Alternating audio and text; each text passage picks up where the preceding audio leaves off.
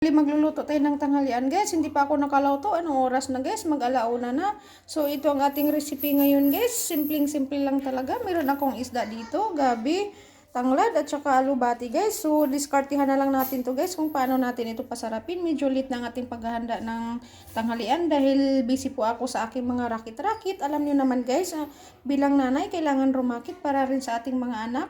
At kakarating ko lang din, galing nagsundo sa aking anak sa school. Ito na guys, tayo magluluto na. So ayan na guys, bali itutuhin lang natin ang ating isda guys. Bakit bago natin sa bawang para hindi siya malangsa. Ito po kasi ako magtinulang isda guys.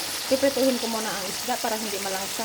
Din itong gabi natin guys, babalatan natin to dahil ate itong lulutuin. Ihahalo natin to sa ating tinulang isda. Ayan na guys, lagayin natin ang ating gabi. Habang tayo ay nagpiprito dito ng ating isda, ilalaga natin ang gabi dito sa kabilang side guys. Ayan na guys, kumulo ng ating gabi. Habang kumukulo siya, ilagay na natin tong ating tanglad para las lalong lalabas ang aroma ng tanglad. Ayan na guys, luto na ang ating gabi. So ilagay na natin ang ating isda. Ang ating pritong isda, ilalagay na natin. Mag-add tayo ng seasoning guys. Ayan na guys, luto na siya. Din i-add na natin ang ating alubati, ang ating gulay.